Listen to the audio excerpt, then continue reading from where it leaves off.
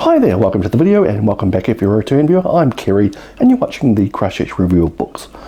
Today it is mid-July, it's a grey, rainy, damp, unpleasant day outside and I am here at about 10:30 in the morning on a work day, which is very unusual. My work roster has changed recently to an evening shift, which is something I'm not particularly enjoying. There's all sorts of complications going on and I'm trying to take control of things. We'll see what happens in the coming days.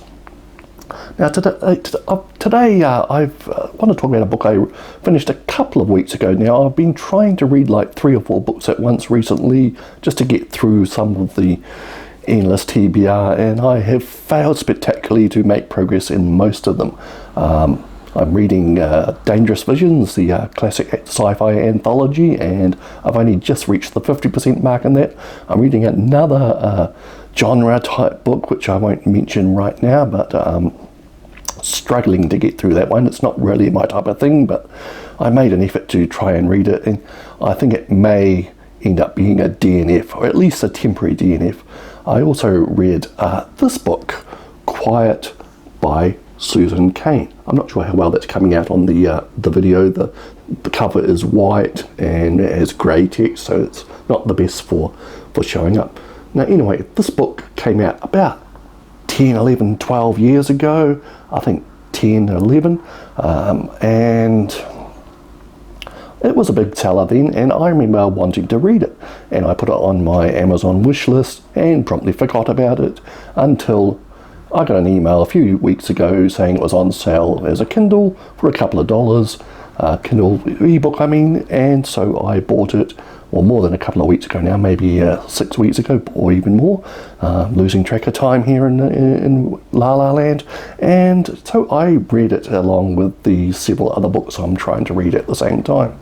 And I just want to put an adviso at the start of this review that my attention is split many ways. There's been work pressures, there's been other reading pressures, so maybe didn't get the best out of these books that I've been reading lately. Maybe why I'm a bit negative on a lot of the ones that are coming up, but we'll see how things work out. Now, Quiet by Susan Cain, like I said, was a bestseller in around 2012, 2013, I believe. New York Times bestseller. Lots of nice quotes on the cover from satisfied readers. I know it got a bit of media publicity at the time. Now what it's about, it is about introverts. Now a lot of us see ourselves as introverts. I've done the Myers-Briggs type test several times and always come out with I something.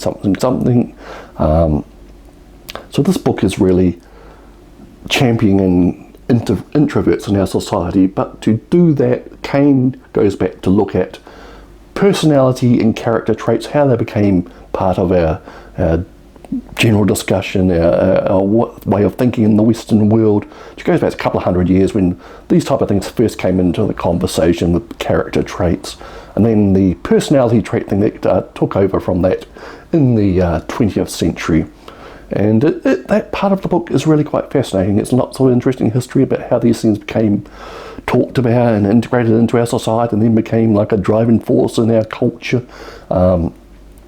The personality type thing became a big deal in like the 40s and 50s. You had to self-improve and become a great type of extroverted personality type to get anywhere in life. And that's kind of flowed through to the current day, or at least the current day of this book a decade ago anyway. And that is probably the most interesting part of this book, I found it, unfortunately. Just the history of how this became part of our culture and how business and employment and whatever kind of still has this culture, this belief that you have to be a great extrovert, be out there talking, reading out loud, presenting, and everything like that, and how that is taught in our schools. That is how we're going to succeed in life. Whereas maybe 1 in 3 people, 1 in 3 of us are actually introverts, which have a great aversion to this type of thing that we're told is necessary for our success. And Susan Cain is very sympathetic to the introverts. I think she claims to be one herself,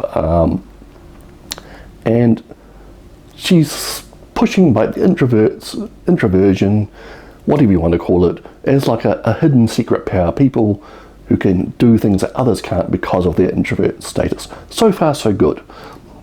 Then she goes through a long section where we look at all the research on personality types and introverts, which are dubbed like sensitive people or something in the text by the researchers.